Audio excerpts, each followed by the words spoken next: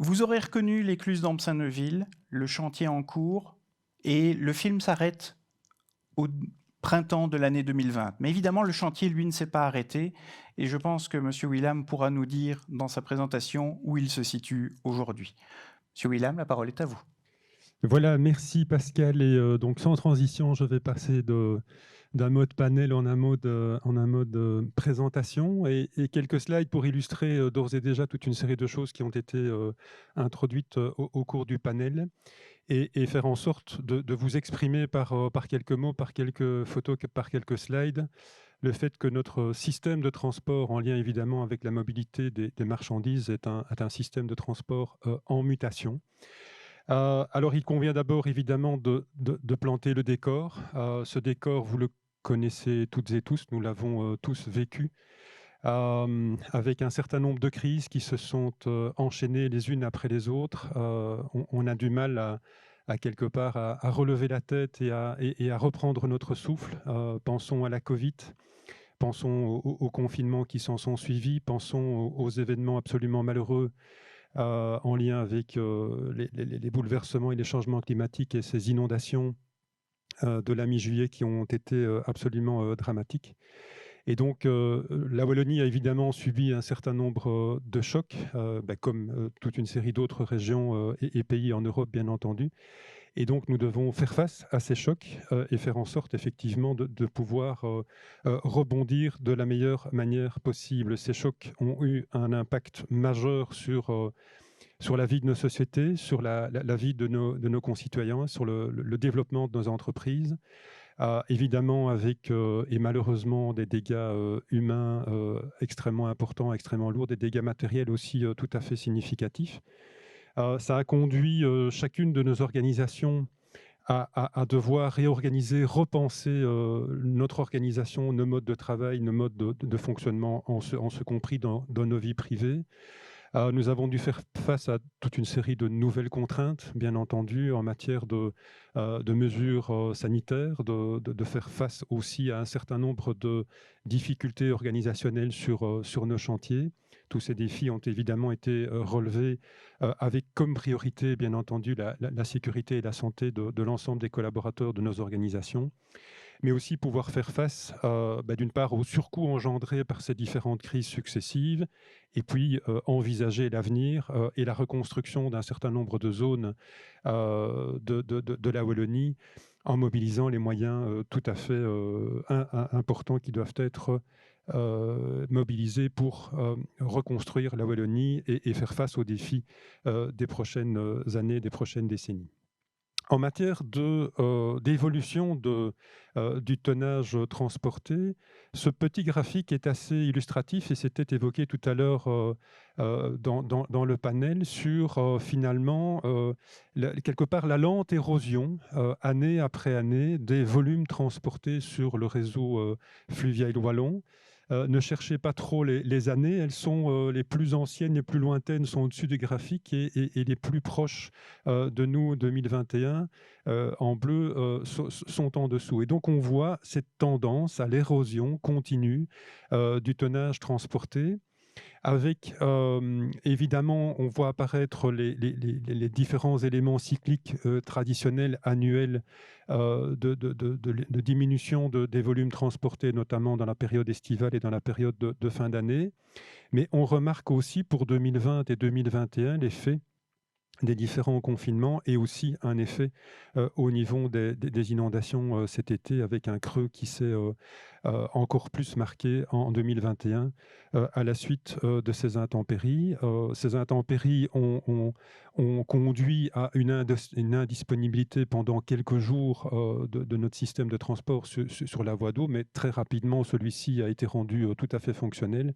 Mais néanmoins, il y a eu un choc au niveau au niveau économique, et on voit effectivement cette amplification du creux estival traditionnel.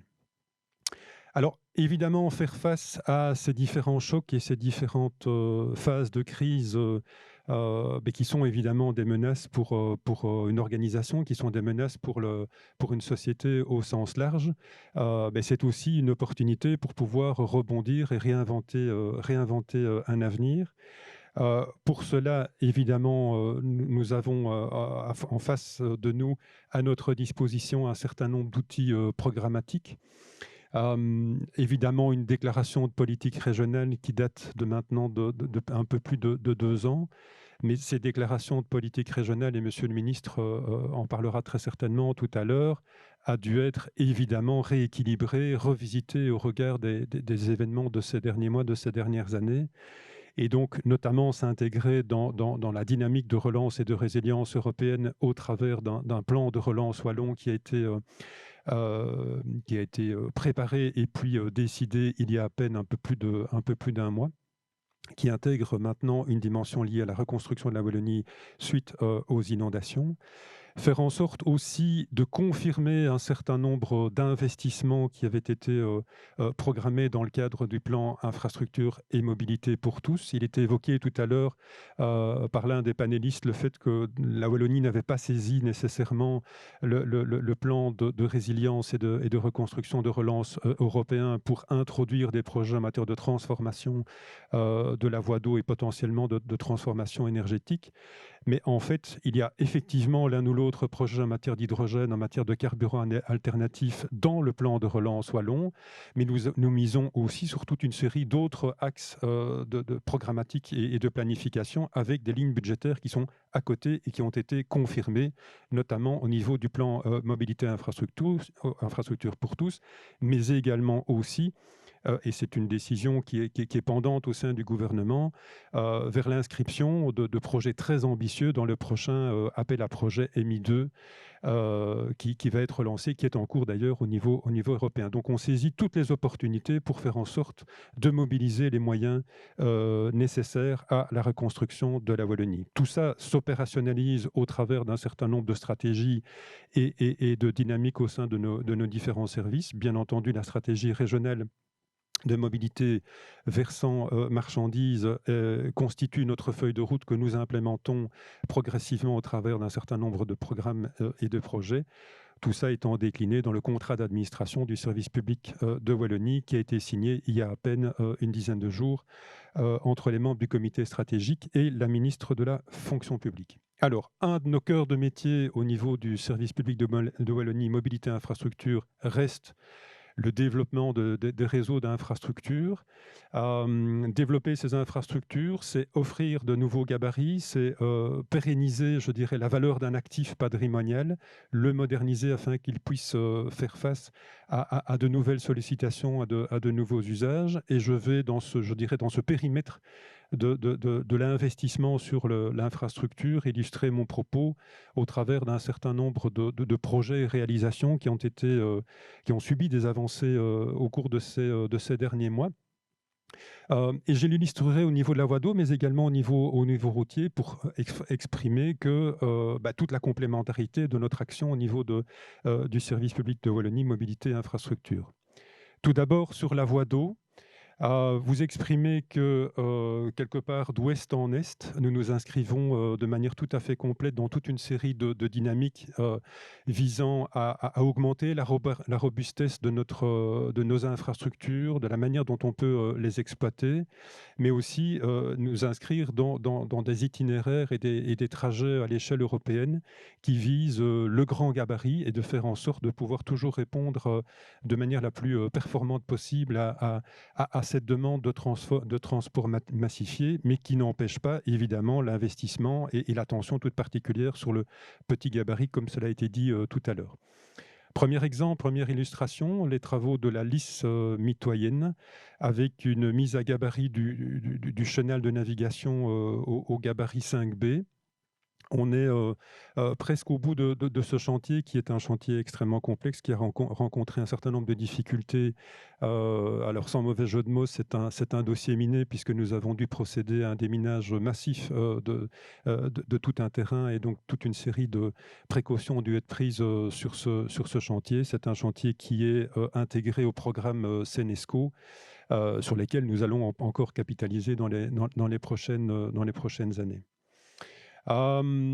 Reparler de la traversée de Tournai, bien entendu, avec les travaux au pont des Trous qui se poursuivent, qui normalement se termineront à la fin de l'année prochaine, avec déjà toute une série de choses qui sont extrêmement visibles. On voit les arches de ce pont des Trous qui sont en reconstruction.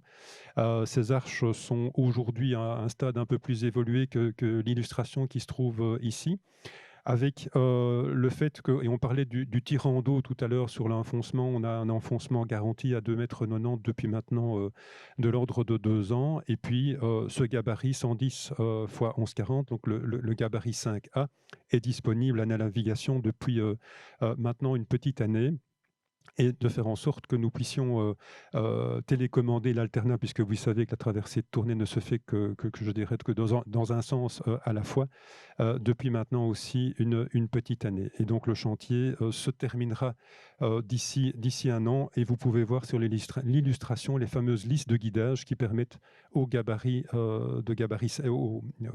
de gabarit 5A de franchir dans toute sécurité la passe navigable au droit du pont des Trous. Alors, autre investissement aussi sur l'ESCO à Hérine, avec la modernisation complète du complexe barragiste, qui nous permet de mieux gérer la gestion de l'eau, la gestion des niveaux et des débits, de produire de l'hydroélectricité, mais également une attention toute particulière aux abords des ouvrages, notamment en matière de mobilité active. Ce projet a reçu tout récemment un award au niveau des marchés publics responsables. Ça n'a pas beaucoup été évoqué tout à l'heure, mais nous avons, en tant que puissance publique, une capacité à quelque part forcer les acteurs à utiliser la voie d'eau, à utiliser des chaînes logistiques qui, quelque part, utilisent des modes de déplacement qui sont les plus respectueux de l'environnement. Et ce chantier en particulier avait fait un effort tout particulier, évidemment au niveau de la commande publique, mais également les entreprises qui ont joué le jeu tout au long du chantier, pour faire en sorte, au regard des clauses environnementales qui avaient été introduites dans le marché, de faire en sorte de répondre de manière tout à fait satisfaisante à cette diminution du volume de CO2 produit dans le cadre de la réalisation et de la concrétisation de ce chantier. La voie d'eau, c'est une chose, mais également développer l'économique le long de la voie d'eau, c'est aussi important. Faire en sorte que nous puissions développer des quais qui répondent aux attentes des industriels, des chargeurs et des transporteurs. Et ici, une illustration au quai de Manage, où après les quais de Vaud et de Pec, nous sommes en train de réaliser un quai de 110 mètres de long, et tout ça évidemment en lien avec les ports autonomes concernés, et ici en particulier le PACO. On est plus dans le centre de la Wallonie, avec les écluses et les stations de pompage sur le canal Charleroi-Bruxelles, avec une rénovation complète qui progresse sur l'ensemble de l'axe, qui vise à la sécurisation des manœuvres des ouvrages, la sécurisation de l'approvisionnement en eau. On est évidemment sur un canal et donc importance évidemment de gérer les eaux de manière tout à fait performante. Et puis en perspective, la préparation de l'augmentation de la classe de cette voie d'eau à la classe 5A à l'échelle d'une petite dizaine d'années. Le plan incliné de Ronquière, c'est évidemment un projet extrêmement ambitieux et de longue haleine, avec toute une série de choses qui ont d'ores et déjà été réalisées, notamment au niveau du génie civil, avec des remplacements de joints, avec des suppressions d'un certain nombre de jonctions technologiques, le remplacement des appuis, le renforcement des trémies. Et puis on est en train de préparer tout ce qui est plutôt électromécanique, avec de la modernisation vraiment du plan incliné lui-même, avec le remplacement des rails et des galets des bacs, mais également des contrepoids, toute une série de modernisations électromécaniques, mais également la préparation des remplacements des câbles. Ces projets font partie intégrante de ce que nous déposerons dans les prochaines semaines, dans les prochains mois, au prochain appel à projet EMI 2 lancé par les instances européennes. Sur la Sambre maintenant, avec l'écluse d'Auvelay, la suppression d'un goulet d'étranglement, avec un rétablissement et une reconfiguration du radier et la reconstruction des môles qui nous permettent de garantir un terrain d'eau à 2,80 m. Et ce chantier se terminera et aussi d'ici une petite année. Nous sommes maintenant sur le bassin Mozan à grand gabarit, avec, et ça a été évoqué dans la vidéo à l'instant, la modernisation et la création de nouveaux ouvrages de franchissement à grand gabarit sur l'écluse, sur le complexe éclusier d'Ampsin-Neuville, avec une nouvelle écluse d'un gabarit 225 x 12,5 qui a été mise en service une première fois. Il y a à peine quelques semaines, les tests sont en cours et elle sera complètement opérationnalisée d'ici quelques semaines, tout début 2022. Et évidemment, je dirais la mise en œuvre d'une écluse à très grand gabarit de 9000 tonnes qui suivra dans les prochains mois et les prochaines années. Avec également, ça a été évoqué à plusieurs reprises encore ce matin, le fait de pouvoir garantir un tirant d'eau qui soit le plus maximum possible par des dragages d'entretien, mais également potentiellement d'approfondissement sur l'ensemble des biefs qui desservent la vallée Mosane. On en a beaucoup parlé dans le cadre des inondations. On oublie trop souvent qu'à côté des ouvrages de franchissement, il y a des ouvrages de régulation. Nous investissons toujours sur ces ouvrages de régulation. À titre d'illustration, le pont-barrage de Montsaint était en travaux maintenant depuis de l'ordre de 3 ans au moment des inondations de juillet. Et c'est quelque part aussi une illustration du fait que pour garantir la capacité opérationnelle de nos voies d'eau, nous devons pouvoir gérer les niveaux et débits, évidemment dans une logique de mobilité de marchandises, mais également dans une logique de gestion de l'eau et de la ressource en eau, tant en période de sécheresse qu'en période d'inondation. Et donc aujourd'hui, 5 des 6 pertuis sont aujourd'hui rendus opérationnels. Et donc cet ouvrage est maintenant tout à fait modernisé et tout à fait fonctionnel pour faire face aux différents scénarios qui peuvent se présenter en matière de gestion de l'eau. Signaler aussi, et c'est extrêmement important, parce qu'un peu plus loin sur la voie d'eau se trouve l'écluse de Montsaint. Donc c'est une écluse qui n'est pas directement associée au pont-barrage. Et cette écluse a fait l'objet d'un important volet de modernisation, notamment au niveau de sa porte aval. Et cette écluse est extrêmement importante parce qu'elle peut elle dessert le port pétrolier de Wandre. Et donc, c'est une attention aussi toute particulière des équipes de la direction territoriale des voies hydrauliques de Liège de faire en sorte de pouvoir maintenir le maximum de capacité et d'exploitation sur cette voie d'eau. Quelques exemples maintenant, il y en aura 2 en matière routier. pour illustrer effectivement que la multimodalité, bien entendu, c'est la voie d'eau, mais c'est également intégrer la dimension routière. Ici, un exemple à hauteur de Recogne, où nous investissons pour sécuriser un poids lourd, sécuriser un cheminement à hauteur de Recogne et d'un zoning industriel pour faire en sorte de le sécuriser, mais également pour fluidifier la mobilité marchandise qui s'intègre sur une voie à 2 fois 2 bandes et qui permet de desservir une zone d'activité économique. Tout ça se fait en partenariat avec les acteurs économiques pour faire en sorte d'optimiser les différents flux de transport autour de ce carrefour. Autre illustration qui est aussi quelque part le témoignage d'une évolution de nos réseaux d'infrastructures autoroutières, c'est la pénétrante dans Liège. On est ici non loin du pont-barrage de Montsaint que je vous présentais tout à l'heure.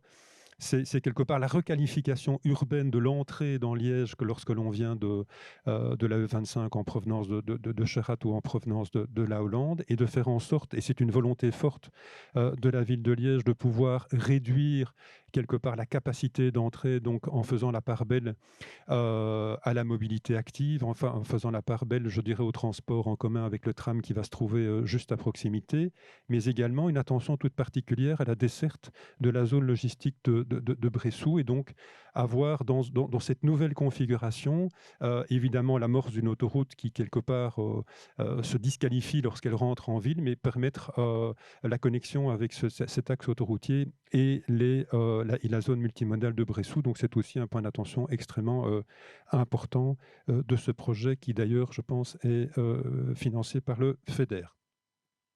Alors, la gestion de l'infrastructure en termes d'investissement, c'est quelque chose d'important, mais nous avons dans nos cœurs de métier d'autres grands domaines d'activité, et nous travaillons sur l'ensemble de ces domaines d'activité, notamment en termes d'exploitation des voies navigables, en matière de régulation des niveaux et des débits, en matière de gestion hydrologique notamment, en matière de maintenance. Une infrastructure sur laquelle on a investi doit être maintenue de manière préventive, de manière conditionnelle, voire de manière sur événement, mais également pouvoir, et c'est un enjeu majeur, je dirais, d'aujourd'hui et du futur, de pouvoir télégérer, télémanœuvrer à partir de réseaux de télécommunications qui soient les plus performants possibles. Tout ça est réuni au centre PEREX 4.0, donc c'est un bâtiment que nous avons inauguré maintenant il y a un peu plus de 2 ans et sur lequel nous avons une vision qui est totalement multimodale, totalement intégrée. Initialement, ce centre PEREX était exclusivement consacré à la route et en particulier à l'autoroute. Aujourd'hui, nous sommes dans une autre dimension. Nous sommes dans une dimension multimodale, évidemment toujours avec une dimension en lien avec les routes et autoroutes, mais dès à présent, notre capacité à télégérer, téléconduire, surveiller les réseaux de voies navigables est d'ores et déjà acquise avec des salles de permanence et avec des permanenciers qui s'y trouvent. Et donc, on est dans une logique pour la gestion de nos voies d'eau où il doit y avoir un très bon équilibre entre cette capacité à télégérer et télésuivre, je dirais, ce qui se passe sur la voie d'eau et sur les différents ouvrages, mais tout en gardant un certain équilibre avec des équipes de terrain qui connaissent leurs ouvrages et qui sont à l'écoute des différents usagers, toujours avoir ce lien entre la distance, mais également avec de la proximité. Ceci, c'est une illustration du pupitre de commande à partir duquel des éclusiers qui doivent être formés à cette nouvelle approche du métier. Ils sont à distance, ils ont toute une série d'équipements qui sont à leur disposition. Et donc, on doit évoluer aussi dans la manière dont ces métiers au sein de notre organisation peuvent évoluer pour pouvoir prendre place dans cette manœuvre à distance, tout en conservant des services de proximité. Aujourd'hui, à partir de ces pupitres, nous pouvons télécommander déjà un ouvrage qui se trouve à Salzines, et dans le courant de l'année 2022, nous envisageons la téléconduite et la télégestion de 3 nouveaux ouvrages à Florifou, Mornimont et Auvelay. Autre défi extrêmement important, c'est la gestion de l'eau en tant que ressource. C'est un sujet qui est un sujet au cœur, malheureusement, de l'actualité. On sait qu'on va avoir à faire face à une tension majeure sur cette ressource en eau, bien entendu dans des dimensions en termes d'usage vis-à-vis de l'eau potable, vis-à-vis de la navigation, vis-à-vis de l'agriculture, vis-à-vis du tourisme, vis-à-vis de l'industrie. Et donc, nous aurons à arbitrer dans les prochaines semaines, dans les prochains mois, dans les prochaines années, cette tension entre les différents usages de l'eau. Et ça, c'est quelque chose qui est extrêmement majeur et sur lequel, au regard évidemment des changements climatiques, mais également au regard quelque part des événements extrêmes auxquels nous allons devoir à faire face de manière la plus récurrente, malheureusement possible, de pouvoir se préparer à ces différentes difficultés sur les tensions en eau, que ce soit en termes de sécheresse, que ce soit en termes d'inondation, et de pouvoir, quelque part, faire en sorte que la société entière, pouvoir public, entreprises, citoyens, puissent s'approprier ces sujets sur la tension de cette ressource en eau et de pouvoir agir de manière concertée. Je dirais agir de manière concertée au fil de l'eau, de manière permanente, mais pouvoir aussi se préparer à des crises telles que malheureusement nous les avons vécues au milieu du mois de juillet. Alors pour cela, bien entendu, d'une manière globale, nous avons un certain nombre de projets en cours au niveau du SPOI Mobilité et Infrastructure. On a évoqué tout à l'heure la question de la navigation à petit gabarit, mais nous sommes évidemment actifs sur ce thème-là, avec un inventaire des quais et une caractérisation des quais sur lesquels nous pourrions développer de manière optimale cette navigation à petit gabarit. À partir de cet inventaire des quais, pouvoir filtrer ces quais quant à leur écosystème et hinterland de proximité, de voir quel type de produits pourraient être transbordés au regard évidemment des besoins de l'interland de chacun de ces quais. À partir du moment où cette caractérisation est faite, évidemment mener des expériences, l'une ou l'autre expérience pilote, et au regard des conclusions de ces expériences pilotes, de pouvoir en tirer des enseignements et développer et pérenniser ce type de projet. Autre innovation aussi de l'année 2021, l'inscription de la mobilité des marchandises dans le contexte de la semaine européenne de la mobilité. Vous savez que généralement autour de la 3e semaine du mois de septembre, l'Europe, mais également en déclinaison un peu partout en Europe, des territoires organisent la semaine de la mobilité. Cette année, une première édition de la semaine de la mobilité des marchandises a été mise à l'honneur, et donc un certain nombre d'activités ont été développées dans ce contexte, avec également la remise d'un certain nombre d'awards. Un premier award en matière de cyclologistique, mais un deuxième award également en matière de mobilité de marchandises à plus petit gabarit. Également faire en sorte que nous puissions accompagner les différentes transitions au travers du plan Wallon d'aide au mode de transport alternatif à la route. On en a parlé aussi ce matin. C'est quelque part faire en sorte que la puissance publique, au travers de subsides, puisse accompagner la transformation des systèmes de transport, la transformation des différents dispositifs de motorisation, à destination de la batellerie en particulier, soit pour l'achat d'un premier bateau, le renouvellement de la motorisation, la mise en œuvre de systèmes de dépollution ou d'adaptation logistique pour pouvoir transborder d'autres types de matériaux. Mais également, ce plan d'aide s'adresse aussi aux entreprises en particulier pour des équipements de transbordement, des infrastructures nécessaires, notamment à quai ou sur des plateformes, mais également pour la mise en œuvre de navettes régulières, notamment lorsqu'il faut initier un mouvement et offrir un service qui n'est pas nécessairement rentable dans ses premières rotations. Alors, quel bilan peut-on tirer de ces différents plans d'aide qui se sont succédés au cours des, grosso modo, 25 dernières années ? Mais ce bilan, il est extrêmement positif et il atteste quelque part de ce bon partenariat entre, je dirais, le subside public, mais également l'investissement privé, puisque au cours de ces 25 dernières années, nous avons pu traiter de l'ordre d'un peu plus de 1000 demandes et avec un mix qui a été, je dirais, entre un quart, trois quarts. Un quart d'argent public qui a été mis sur la table pour soutenir cet investissement dans les différents éléments que je viens de vous présenter, et trois quarts investis par le secteur privé dans les différentes dimensions qui ont été exprimées. Si on fait un focus sur ces différents plans d'aide depuis maintenant 25 ans, au niveau des entreprises, c'est 93 dossiers fluviaux et 8 dossiers ferroviaires qui ont été suivis, sur lesquels il y a eu un co-investissement public-privé. Et ce qui est intéressant, c'est que les équipes de SPW Mobilité Infrastructure continuent à faire le suivi de ce que cet investissement conjoint public-privé a pu donner en termes de report modal. Et en 2020, sur base de l'ensemble de ces différents événements, c'est plus 4,7 millions de tonnes sur le fluvial et plus 0,7 millions de tonnes sur le ferroviaire. On me dit que je dois me dépêcher. Tous ces chiffres sont extrêmement importants et intéressants. Je vais vous laisser les découvrir. Simplement vous dire que nous calculons aussi, je dirais, les coûts externes épargnés, mais également le volume de tonnes de CO2 qui ne sont pas émis dans l'atmosphère, justement par le fait que nous transformons le système de transport conjointement. Vous dire en conclusion, et elle sera rapide, que nous continuons notre mutation du système de transport.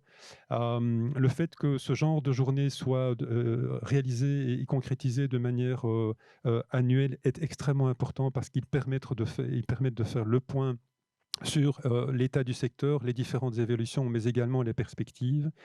Et puis faire en sorte de faire la promotion d'un document qui va être mis à votre disposition dans les prochaines secondes.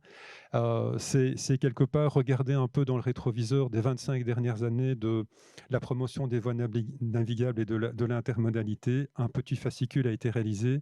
Il est extrêmement riche, extrêmement complet et illustre ô combien l'action de la Wallonie avec les écosystèmes et les entreprises concernées, avec le secteur de la logistique, a fait du chemin ces dernières 25 années. On a dressé autour du panel les perspectives pour les prochaines années et je suis certain que nous aurons à nous reparler de toute une série de perspectives dans les prochains mois, dans les prochaines années, et elles sont absolument prometteuses. Voilà, je vous remercie pour votre attention et cède la parole à Pascal.